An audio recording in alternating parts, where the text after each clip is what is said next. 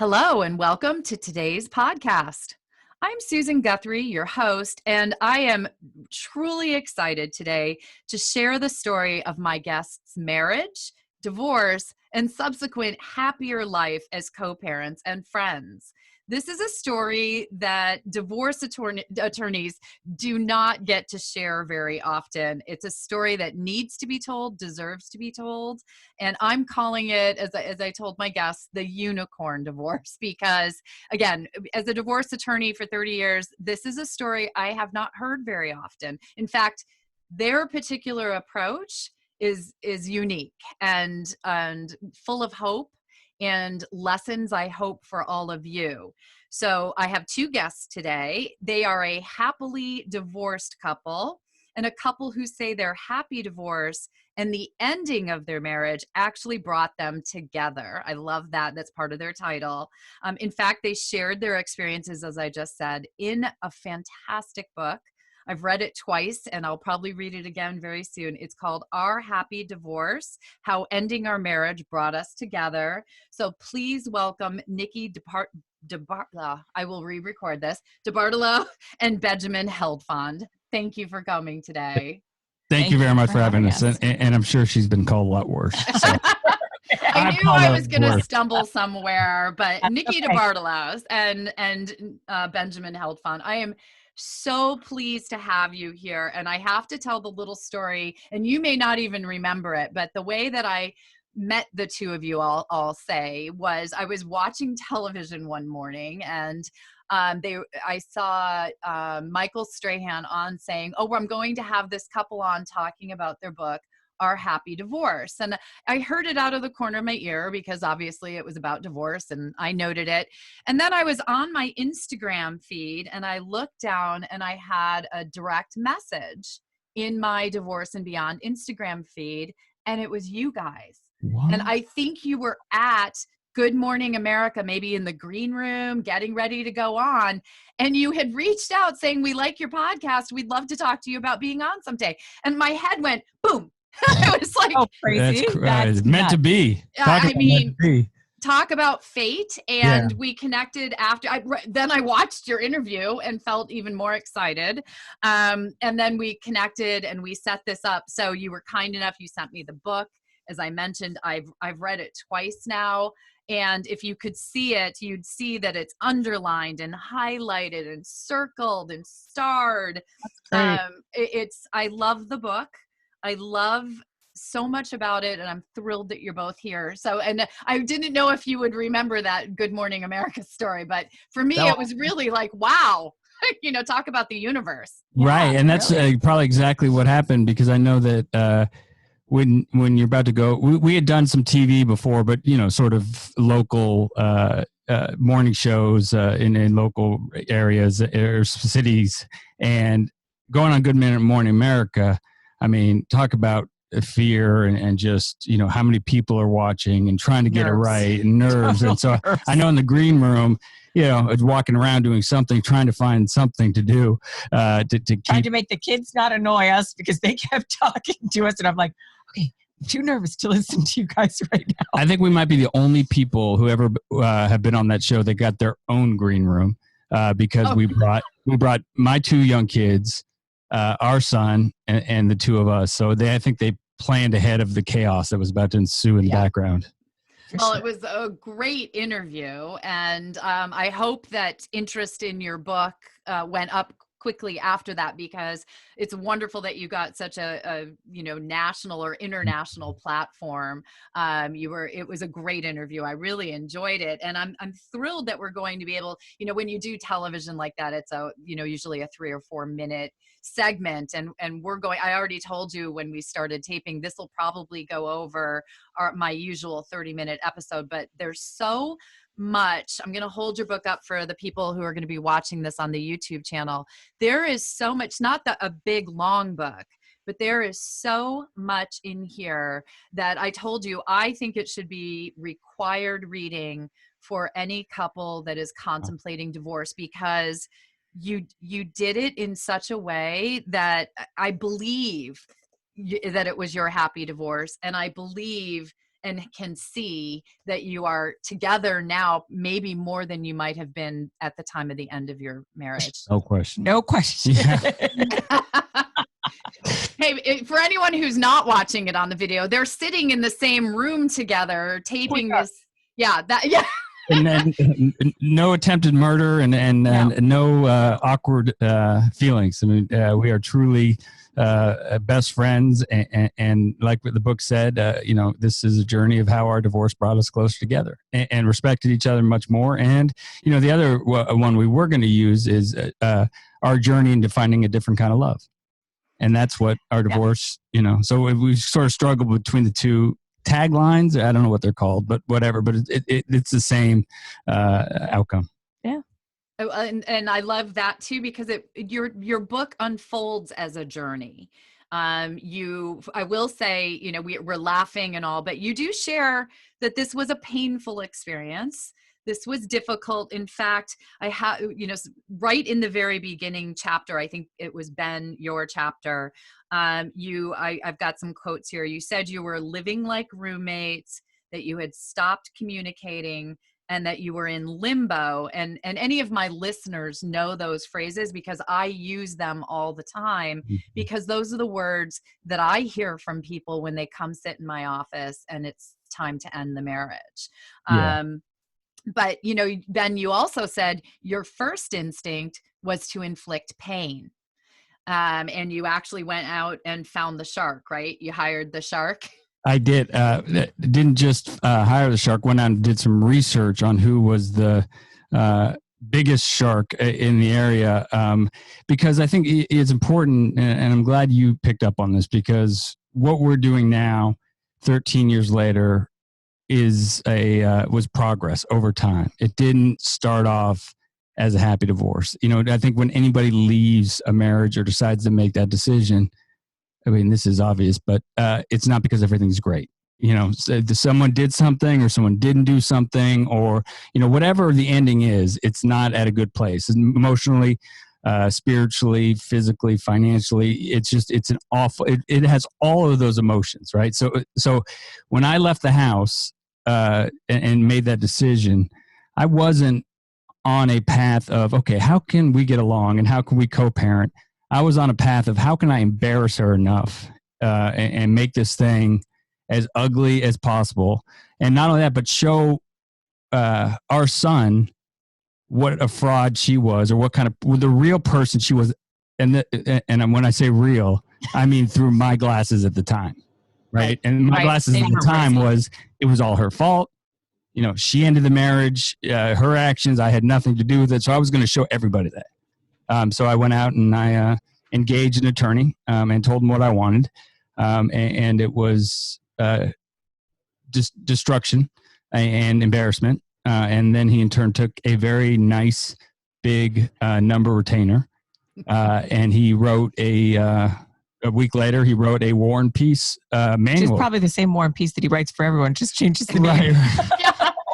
We do have that boilerplate War and Peace that we learned in first year of law school. Or they want easy. But he gave it to me. For some reason, I didn't read it right away, and I don't know what it was. Or I carry a backpack around. I have for 20 years, and it's sort of like my Linus blanket briefcase. And I put it in there, and it was in there for about 2 or 3 weeks, and I didn't read it for whatever reason. And it was on a plane back from New York. I'm sorry, LA to Tampa. And I pulled it out and I started reading it. And I got about 2 pages into it. And then all of a sudden it became clear to me. I had that moment of clarity where I could see what that path led to. And the reason is because my parents divorced, which was not a happy divorce. And so at that moment, I put it away. I didn't read through it. Like I said, only 2 or 3 pages, but I knew the outcome. I'd already played that movie. It wasn't my divorce; it was my parents' divorce. But I had played that movie, and I knew where that one ended. And so I called him on Monday and told him that I was going to find a different way, and if you could send back the balance of the retainer. And I think I got $5. I think I got a couple $100 back at that point. So he conveniently had spent quite a bit of money on that War and Peace. You know, you say that about your parents' divorce, and I wrote down on that you had a little note card in the book, but on the back of it, this was the quote that really jumped out of me. I mean, there are many out of the book, but Ben, you wrote, "Each parent fed us kids poison, hoping the other would die," meaning your parents fed you and your siblings poison, hoping the other parent was going to die. And that, you know, that's a paraphrasing of a famous quote. Right. But that not original. But you paraphrased it in a way that I thought was incredibly impactful when I read it, because it told me just how much your parents' divorce impacted you.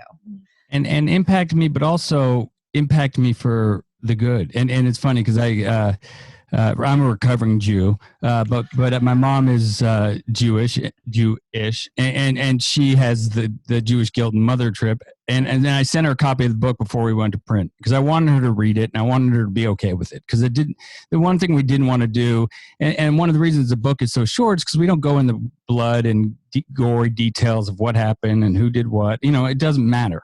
Right. At the end of the day, that doesn't matter. But I sent her a copy to read, and she, you know, in her beautiful Jewish mother way, calling back and said, "I am sorry I screwed up your life." Oh. And my response was, you know, I had to explain to her that if it weren't for what happened and going through what I had to go through, Nikki and I wouldn't have ended up where we are today.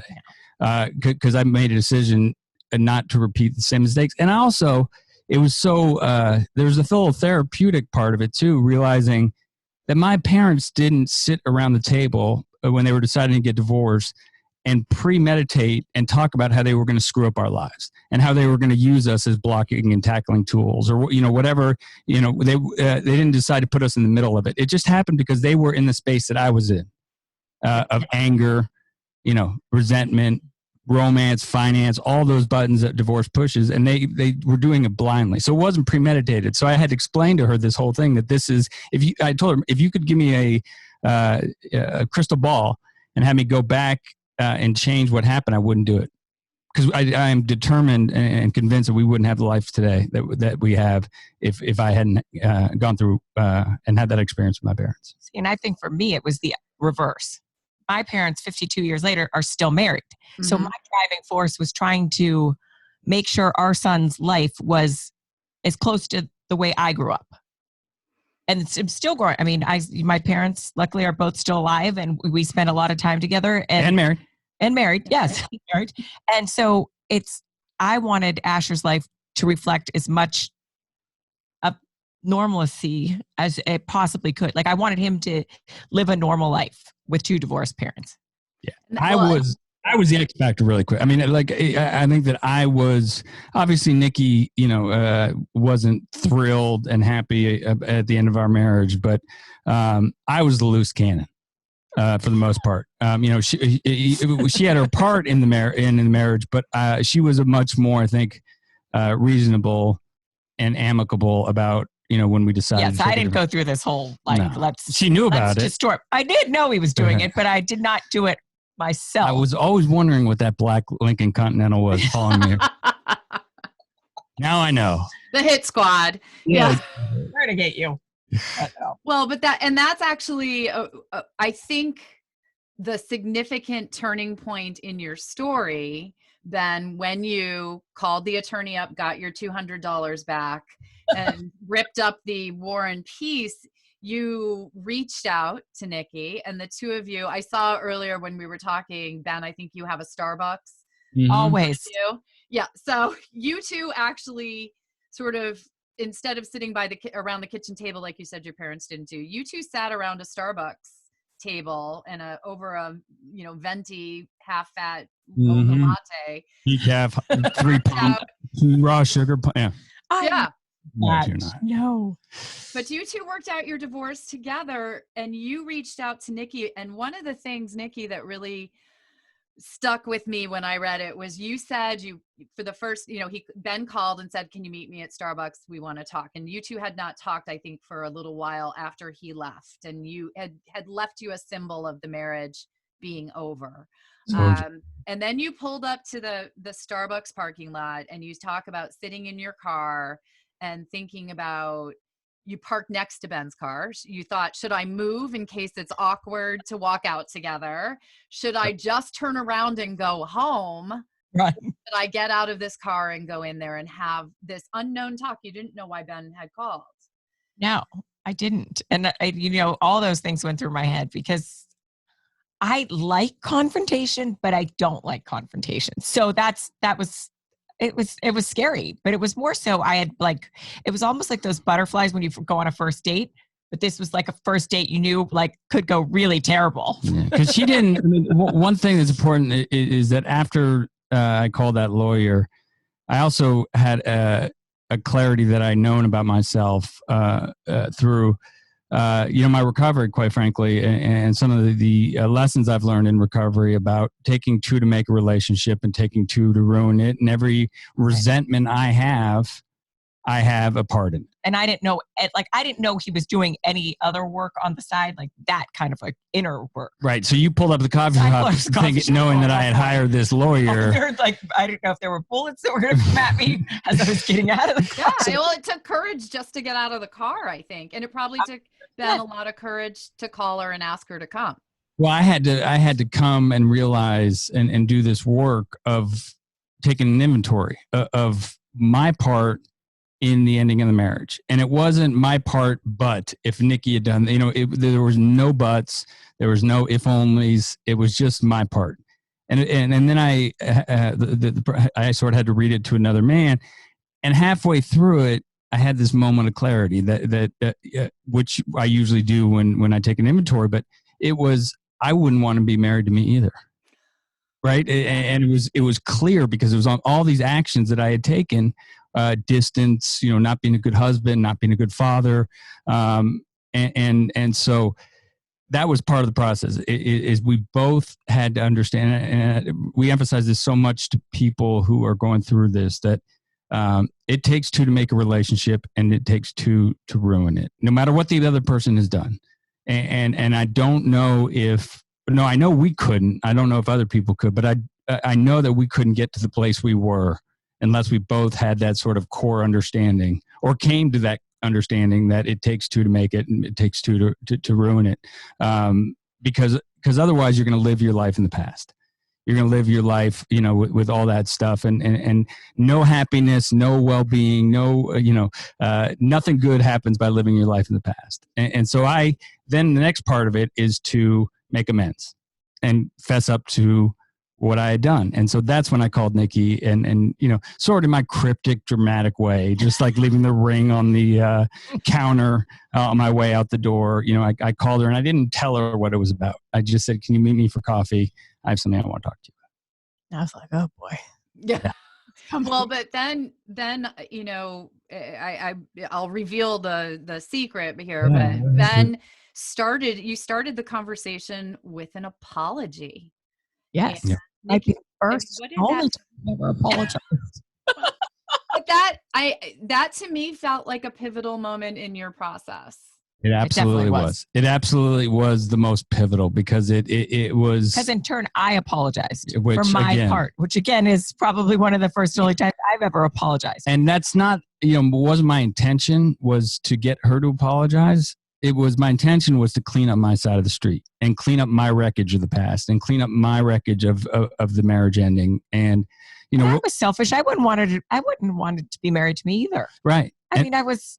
And little did I know. I wasn't that young, but I think I acted as if I was younger than I really was. But you were also going through your own process and going to therapy. And so we were doing this sort of separately because I had called Nick. We never discussed what each of us were doing. Because after that, I called lawyer, I called Nikki, and I said, I just need some time. I don't think I'm in the right place to start talking about divorce or, how we're going to do it. Because right now I'm not in a good place. And so, there had been some time passed there, but by Nikki apologizing to me after I had done it was like, whoa, this is a magical moment because I wasn't going in there with any expectations of her saying anything, but you're still a jerk or but she then in turn apologized to me. I told her I loved her. And I told her that, we need to find a different way to go about this because I don't want, what you went through to happen to him. Exactly.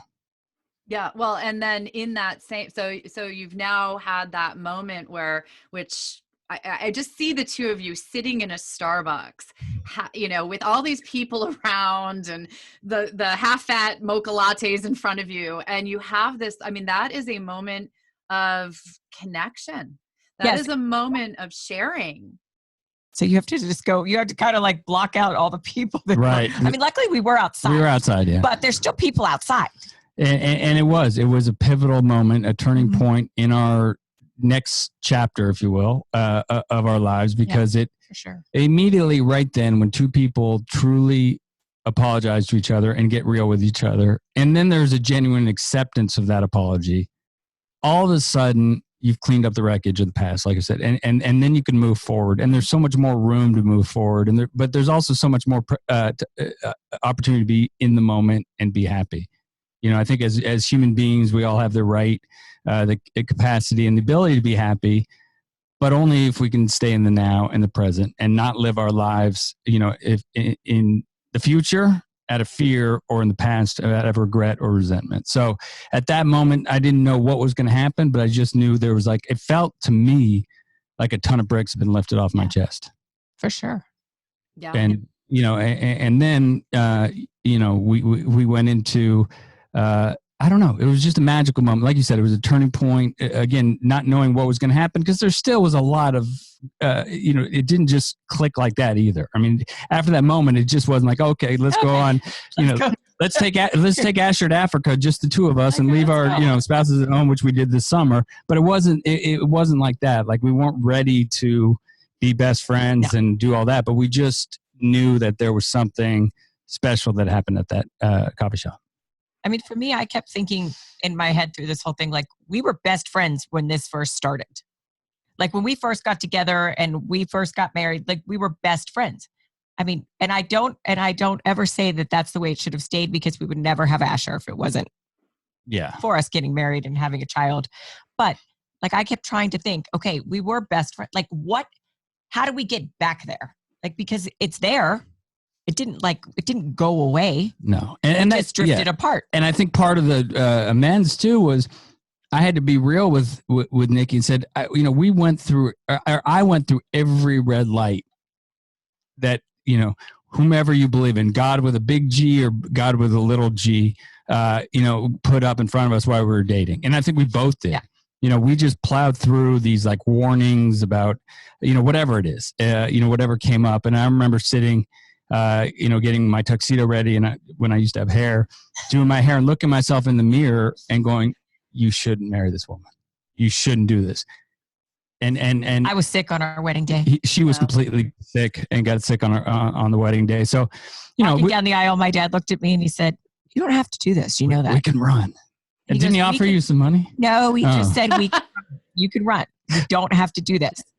And I was like, no. Yeah. Okay. And then for years, I mean, we weren't married that long, but I think that we were trying to fit a square peg in a round hole, right? Mm-hmm. And then, trying to do it, and then trying harder to do it.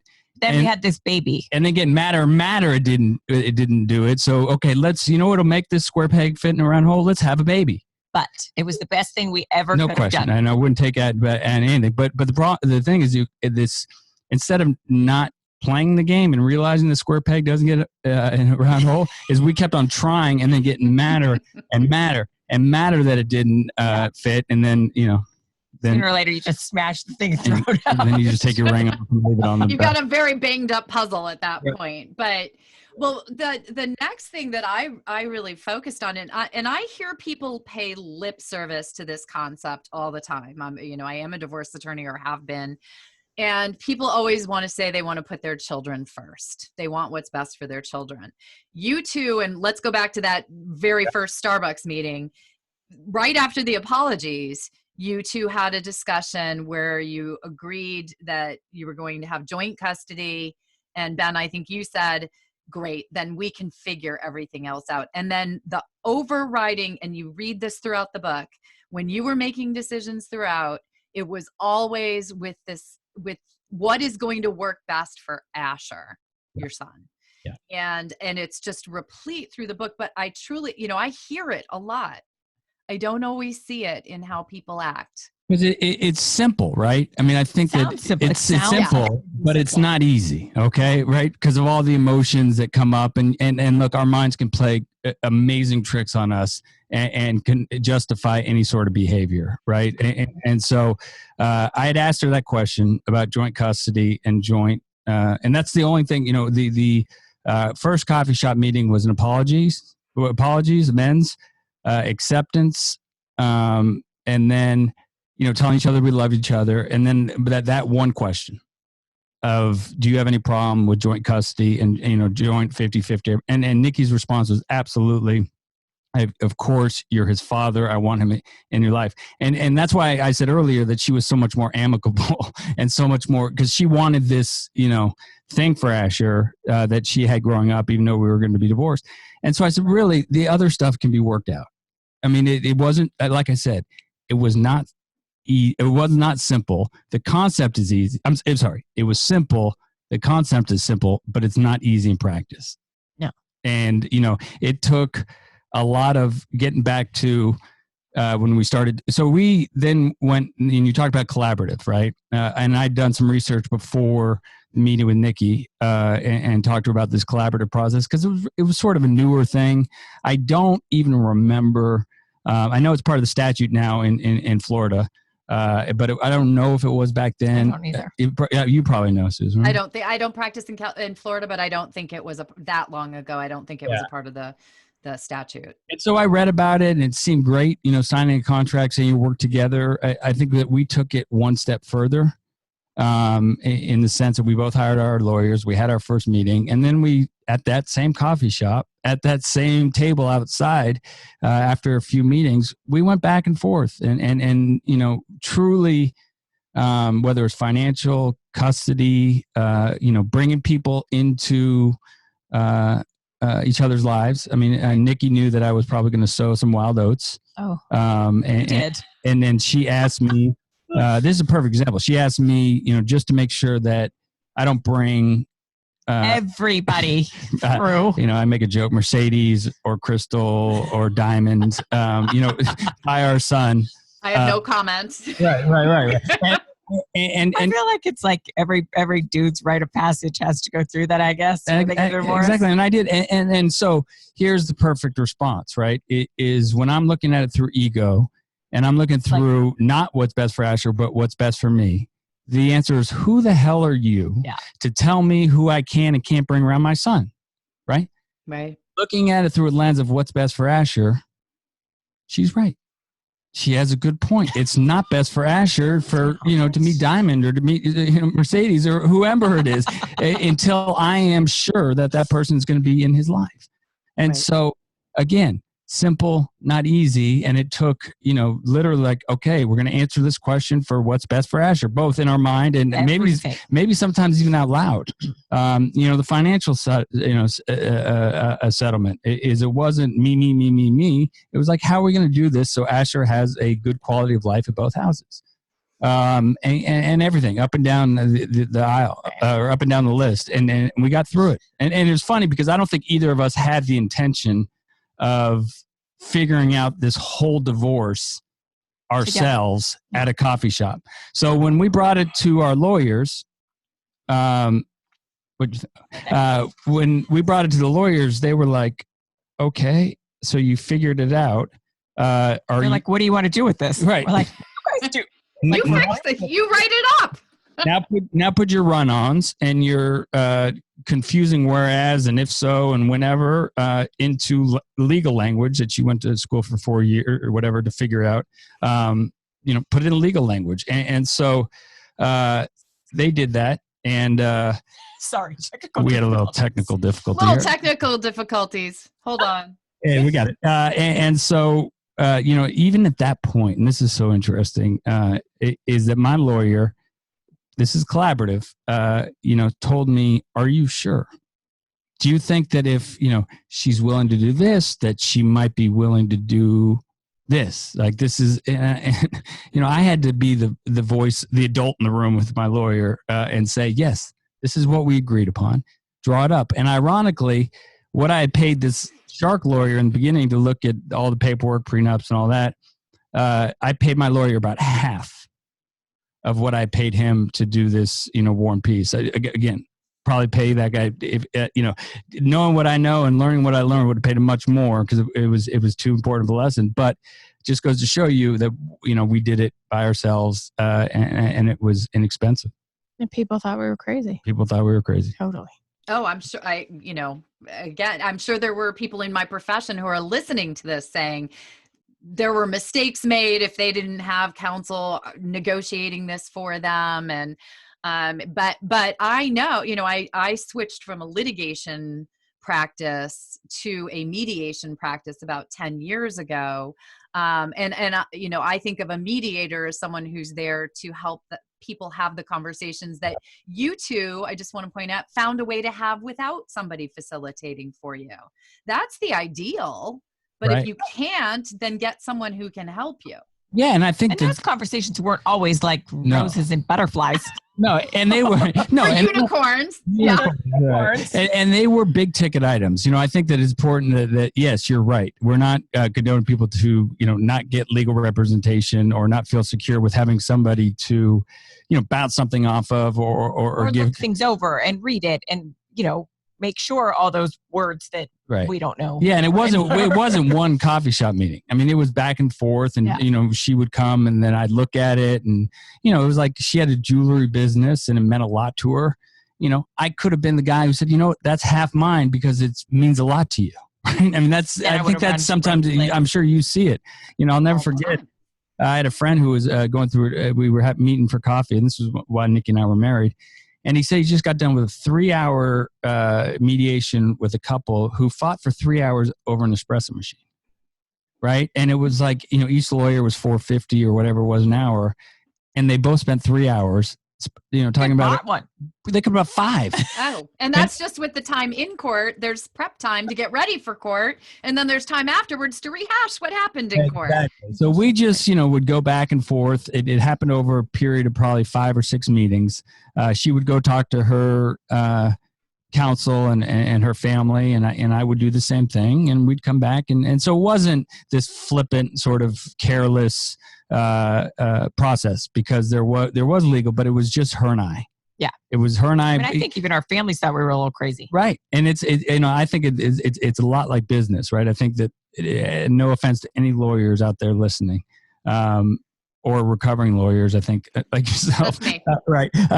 Is that the business people should make the business decisions, and then hand it to the lawyers to make the legal decisions. I think what so many times is lawyers try to be business people, or lawyers try to get in the middle of divorce proceeding, and so we wanted to take that element out of it. We wanted to take that X factor out of it and let us just sort of be, not that there wasn't any emotion. So I don't mean to sound apathetic, but we were making a, business decision that was going to affect our a child, that was going to affect our lives going forward. And so we should be the ones that control that, and not play the game of telephone of, my lawyer, you and this, and then we all play telephone, right? It gets lost. Yeah, telephone tag, right? It goes, but you're paying for each telephone call. Long distance. Yeah. Long distance.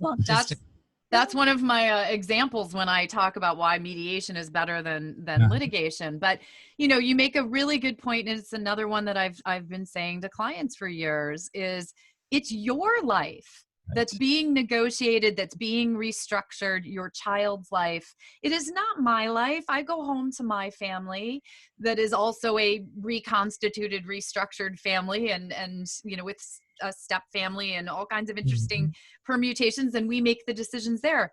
But who better to make the decisions about how you're going to restructure your family than you two? Or at least try. I mean, that's the thing, right? Like that's, I think we went into it like, let's just see where we agree. We had no idea if we were going to fall flat on our faces when we were trying to do this, but absolutely, it worked. And so we decided to let's just see where we agree. Yeah. So we just took, I don't even remember what the first one was, but we just took one, and then it worked, and we agreed, and it was like, hey, it was baby easy, steps. right? And so then it was just didn't happen overnight, right? And it was just an effort to see. Let's just try. Let's see where we agree. And then before we knew it, we had this whole thing done, wrapped up, delivered to the lawyers, draw it up, and it made the process very, very difficult, painful, again, this was not an easy, even sitting across from her and talking about these awkward conversations about money and romance and, all this other stuff isn't easy. It's not comfortable. And so I don't want to pretend like it was, and I don't want to pretend like after we got done, even signed our divorce, that it was great. And it was, simple from there on out. But we always came back to what's best for Asher. And we say it a lot in the book, and you're absolutely right. And we actually probably said a lot more until the editor got his pencil out. Okay, enough about the what's best for Asher. But really, that's what it was about. That was all it was about. And it comes through even with the red line that your editor put on there. It shows so much in here, but you also make the point, and I will say that like the divorce happens about this far into the book, people, and then there's still more than half the book to go, because as you just said, Ben, it didn't end. You got through the divorce. That's actually a big hallmark in the divorce process. You live in you were talking about the limbo of a relationship that's breaking down.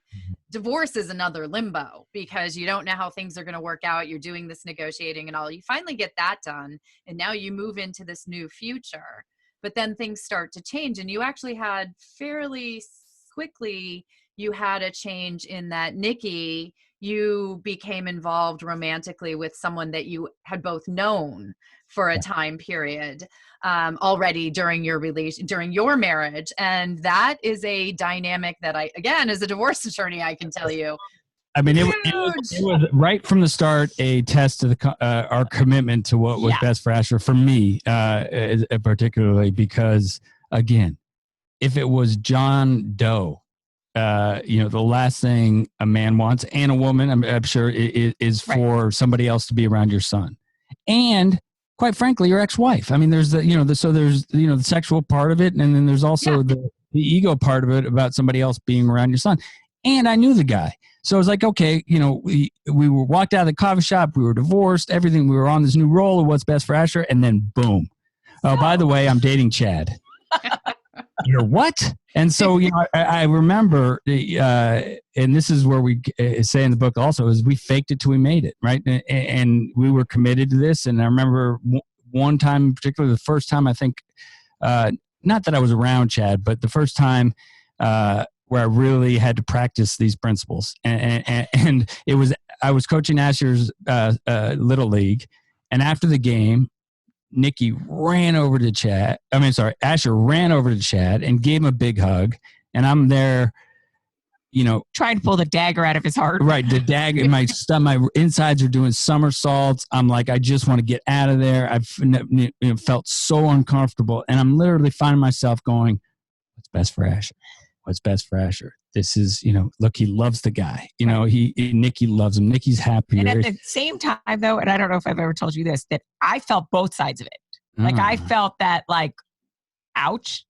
But then I was the other side that was like, nothing could make me happier right now than seeing this child. That's interesting. But, yeah. How do I not know that? See? You learn something new every day, and today's no exception. So, it was a test immediately towards, and it wouldn't, I don't think it would matter. It was a little bit more. That it was someone we knew. That it was somebody we knew, because, again, if I was in that wrong space and making decisions or looking through the lens of me, I could convince myself why this guy was, not good for Nikki and why he shouldn't be around my son and how he, didn't wait for the body to get cold, before he moved on in. And this was all premeditated. And again, that is poison. That is living in the past. That is not, truly, I did marry him though. She did. And one of the most pivotal moments, I think, of our divorce, or post-divorce life was I got a call from Chad. And I know you were going to ask about this, so but it was such a pivotal, point in what we were trying to accomplish. Was he called me and asked me to coffee. Same coffee shop, same sort of thing. Our go-to place. And I'm thinking, I'm in the parking lot doing the same sort of thing Nikki was doing. Like, what is going to go on here? Like, what am I walking into? Because as much as we were friends, we weren't how we are now. No. we were, like I said, faking it till we made it. Well, it was early days, right? It was not that long after the divorce was finalized. Putting on our big boy pants, when we were around Asher, and whether it was meeting Chad at the softball or little league game, or it was being, going to pick him up. It was like smiles. Everything's great. We would have conversations. Meeting Nadia at soccer. Right. And so he calls me. I'm sitting there going, okay, what am I going to walk into? And he asked me for Nikki's hand in marriage. And despite my answer, are you sure? And let me tell you some things. Crazy? Are you crazy? Really don't want to do that. Do you know what you're walking into? I said, look, he was going to do it anyways. But at that moment, it was like, he didn't need to do that. He didn't, but he showed me some respect, and not me respect, but what we were trying to accomplish, respect, our happy divorce respect, that he understood what we were trying to accomplish. And he wasn't going to be I think sometimes step parents come into the situation and it makes it a little bit more difficult, or could derail things. Right. And we'd always talked about that and meeting somebody else. But at that moment, I was like, this guy gets it. He is, I can never control or who Nikki was going to date or marry. She was obviously going to be with somebody else. The only thing I could ask is that the guy was a good guy. He loved my son like I did, and he treated Nikki well, and some other things. And look, Chad checked all those boxes. If I'm looking at what's best for Astra, now I could look at through a different lens and and answer why he didn't check all those boxes. But again, through the lens of what's best for Asher. And I told him that, I can't, and then he apologized to me too, which was, it's so, Shakespearean, if you will, or just so like, you can't make this stuff up. At the same coffee shop, same table, that he didn't mean for it to happen. He didn't go looking for it. It sort of just happened. And I said, it would be an honor for you to be my son's stepdad. And gave him a hug and told him I loved him. And from that moment on, he cleaned up the record. It's a lot like Nikki and I, and we move forward. Yeah. I mean, it's a moment. So I won't ruin the surprise. There are chapters in the book that are from Chad, who is Nikki's current forever husband, we'll call him. And also from Nadia, who is your, Ben's wife and the mother of his children, or you've also had children. So this is like this is where it starts to look like something of a, that unicorn family, but you all have truly made this work. And if you read the book, it especially becomes clear. And I love that the perspective of Nadia and Chad is in here, because I'm a step parent myself. Yep. And it is not easy to step into that dynamic, and they share their side of the story. I love that you include that. You include them. It's so important. And I think that's what makes this so powerful, is none of you are hiding the fact that this was hard. No, that's right. Not at all. And from a step parent's point of view, like I can't, I handed and Nikki handed our new spouses a good situation, right? I mean, it wasn't this, terrible drama-filled situation, but it takes work on their part, though. It takes a ton of work, and and before, Nikki and I had this thing, and we were, grooving along sort of like a bicycle with two wheels, and then you start adding two more wheels, right. And if one of those wheels doesn't work, it all gets derailed. Yes. And these Nikki or Nadia and Chad have not only been or haven't been a distraction or a flat tire. They have been a energizer and a life filling thing to this relationship. And there's no jealousy. I go to LA. Nikki, spend some time in LA in the summertime. I'll go out. I'll stay at her house. Her and I went to Africa this past summer with our son, just the three of us.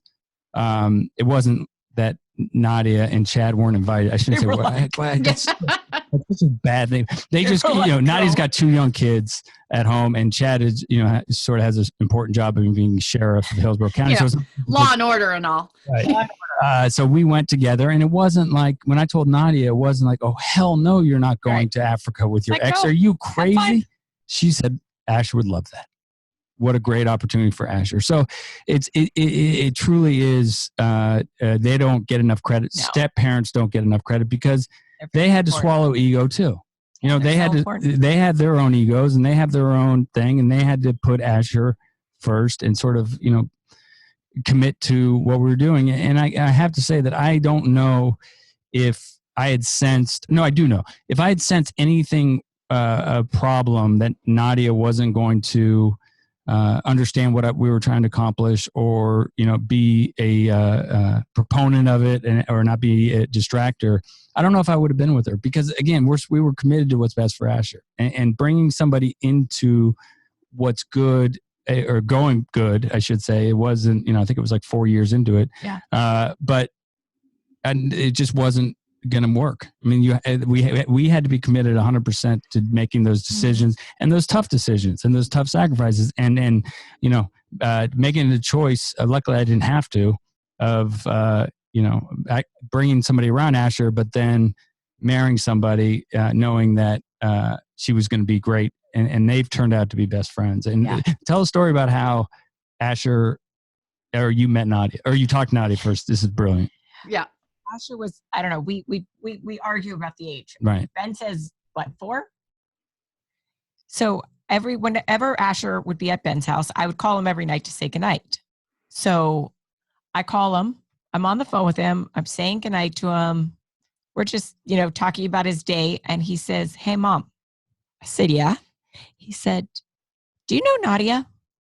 I said, I know who she is, but, you know, Mommy doesn't know Nadia yet. And he goes, well, hold on, talk to her, hands her the phone. And my heart drops, and I was like, oh my gosh. Yeah, it was his moment. That was his way of saying, hey, here's this girl. She's in my life. You need to know this girl too. Like, you guys have to figure this out. And I was like, for all those parents that believe that their kids don't know and aren't smart enough to know what's going on, these kids are way smarter than we ever give them credit. And speaking for somebody who went through divorce, not so happy divorce, the idea that your kids are resilient and they will get over it, and they will, you know, it's just, it is complete, I won't swear, but complete nonsense. You know, and there's so much more. Even at 5, you know, 4, 5, 6, however old he was aware enough to know that this person's in Dad's life, and Chad is in Mom's life, and they're happy. And I see what's happening with Chad or Nadia and Ben. Mom and Nadia need to meet. Yeah. And he handed her the phone, which is just, it's time, Mom. I'm like, oh, goodness. It's just another instance of, you know, what's best for Asher. Asher knew what was best for Asher there. Telling us. Yeah. Well, and in fact, there's, I enjoyed the book so much. I have to say there was a scene, Natalie, where you talk about Nikki. I'm sorry, Nikki, that you talk about, you're on a plane and you're clutching Nadia's wedding dress as if it's your own. And I thought that, and I'm thinking, you know, these are not people who are just paying lip service to, we're all going to get along and be one big happy family. You know. Yeah, she brought Nadia's wedding dress. And this is, you know, to explain to viewers, or to people who read the book, on, you know, this was progress, not perfection. We were, you know, when Nikki got married to Chad, Nikki called me and had enough respect and enough understanding and awareness of the situation, and said, look, I don't know if it's right that you come to the wedding. You know, I think that it's, you know, early. I don't want people to be thinking what's Ben feeling or how's Ben feeling. And it would just be awkward. It's my wedding. And I said, I completely get that. I mean, it's understandable. And then, you know, 3-4 years later, when I married Nadia, it was a no-brainer that our whole family was there. Her whole family was there. So it was like, you know, this is where it's progressed into her marriage, you know, not wanting me to be there. No, but just that it wasn't time. It wasn't right. And she was, and she was right. But to my ex-wife carrying my wife, soon to be wife's wedding dress from Tampa to, where do we marry? Palm Beach? Yeah. No, up north. Anyways, because she could carry it, and Nadia, we were driving anyway, so she carried like it was a special package and holding on to it and caring for it like it was her own. Yeah. Well, and that's stuck in my mind. I mean, that's truly a case that, again, you were actually living this, and it's actually a really important point that you weren't forcing it as well. Yes, it's fake it till you make it. I agree. I believe in that concept, but faking is one thing, forcing is another.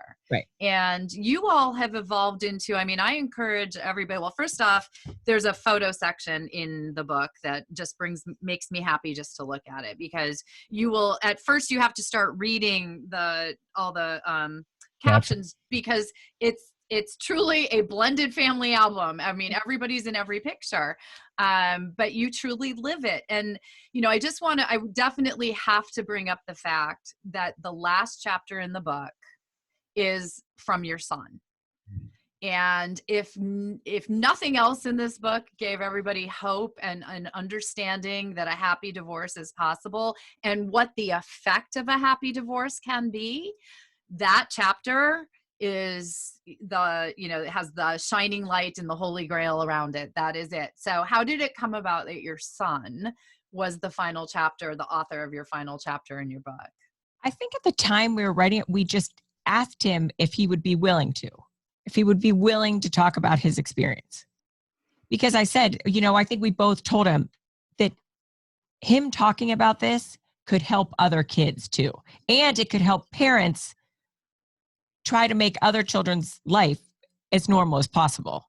And he was very open at first. At first he was kind of like, who's going to read this? What are they going to say? But he did a really good job of opening it up. Look, he's been the rock star through this whole process. You talk about the Good Morning America. They spoke with Asher, and then we're like, we got to ask this kid a question, which was never the plan until literally like an hour before taping. Or not taping, but going live, and they asked him a question, and he knocked it out of the park. And so he's the chapter, and this is the evolution why it took 4 years to write. A couple of those timeouts were because Nikki would get mad at me and say, I'm not doing your effing book, and you can stick it where the sun doesn't. Because, I was the driver of this thing, and it only made sense if Nikki was going to do it with me. It only made sense if we could alternate chapters and tell our side of the story. But then it only made sense for Nadia and Chad to have a chapter. And then, of course, it only made sense for Asher to have a chapter after he was great about it. And after he'd written his high school entrance exam or essay, thank you, on people, someone that inspires you or somebody that means a lot to you. And he, without our convincing or whatever, wrote it about his mom and dad and what they've done to create an environment for him, even though they're divorced. And that was like, this has to go in there. It started in the beginning, and then we rearranged it and tweaked it a little bit, but it had to end with Asher because it started with him. He's still the reason. He's going to be going off to college in a few years. But he's the reason, the motivation behind why we have this is we did not want to stick him with this emotional bill to pay for something he had absolutely no choice in. It wasn't his choice for us to get married. It wasn't his choice for us to have him. And it certainly wasn't his choice for us to get divorced. So why should he face the consequences of those choices? And, if you had asked us, 13 years ago at that coffee shop, what we would have wanted our lives to be like, we would have missed this mark by 1,000 miles, right? I think it was just that we wanted to be in the same room together. Yeah. We wanted to shield Asher from our nonsense and our garbage and our wreckage, and just be in the same room together. With everybody's been around. I'm sure you're that's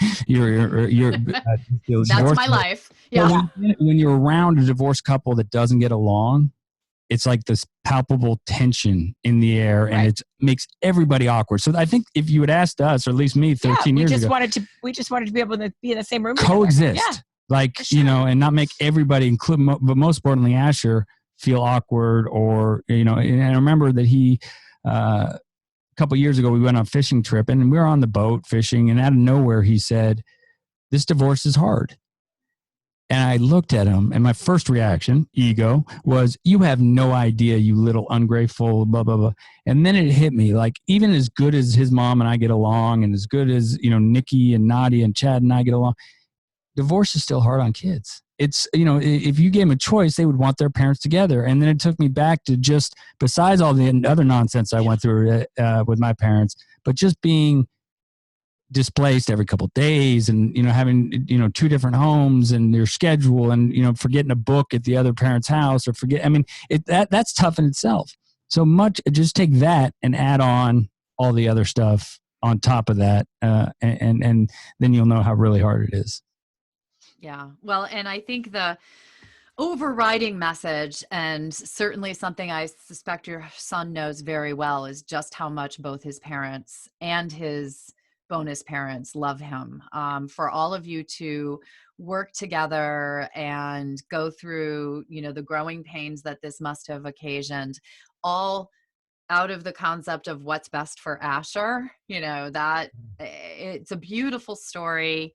I am so happy that we got to tell a small part of it, but I told you at the beginning, this should be required reading for anyone who's thinking about divorce. Before you find the shark, before you get immersed in the past that brought you to divorce, find out that there's a happy future, or there's a possibility of it, and read the book. You have offered to give away a few free copies to some of my listeners. Yeah, however, wonderful. Yeah, we'll figure something. If you just want to get us on social media, direct message us. If you can't afford a book, or this is never about making money. We self-published it. We will never make any money off this thing. But just direct message at Our Happy Divorce, everything on social media, or if they want to reach out to you, and we'll get you a copy, because this is just about telling our story and relate, and then know if you're going through a divorce. We've been there. It's like being in hell. And this is our story of how we got out of hell. And this is a path that might not work for you. It might work. You can take bits and pieces. You can do whatever you want, but just know that this is real. It's not forced. It's not going to come out like that. A Million Little Lies, but it wasn't a lie. The story about the guy, the book, went on. Oh, that what turned out to be not true. Yeah. Like I know. Oprah's book club. Right. And then when, it turned out all to be sort of exaggerated. This isn't exaggerated. So, and we hope that it just brings inspiration that, believe me, if you knew more about Nikki and I, the fact that we can do this. Anybody can do it. Anybody can do it. We're convinced of that, because we are two type A personalities who can have their moments, so whatever it takes. If you want a book, or you want to ask us questions, or anything, social media is a wonderful tool, and we're so glad that we met people like you, because we saw your account, and you say the Good Morning America thing. There wasn't like, we're going on Good Morning America, let's reach out to Susan. It was just like one of those things that we loved what you were doing. It was one of our sort of wish lists, if you will, to be on your podcast for everything you're doing. So it happened, and so whatever we can do, if any of your listeners want a book, they can get a book. We'll get them a book. Well, thank you. And thank you. It's going to be here amongst I have a few books here that I keep at my desk. And I've been recommending it to clients. It's going to be on my website. I will have all the information on Instagram, and I think Facebook. You're at Our Happy Family. Our Happy Divorce. Our Happy Divorce. Now I'm making stuff up. At Our Happy Divorce. I follow that, and I love you. You have great blog posts. You have the pictures of all of you together. It's truly something I enjoy in my feed. It makes me happy. There's a lot of unhappiness in our feeds these days. Your feed makes me happy. So thank you for sharing. Thank you for coming on the show. This was wonderful. It's turned out to be an hour long, so it's going to be a special 2-part episode, which I think is wonderful. And I hope that everyone who's listening has learned something today about how they can have a happy divorce. So thank you both. Thank you very much. Thank you.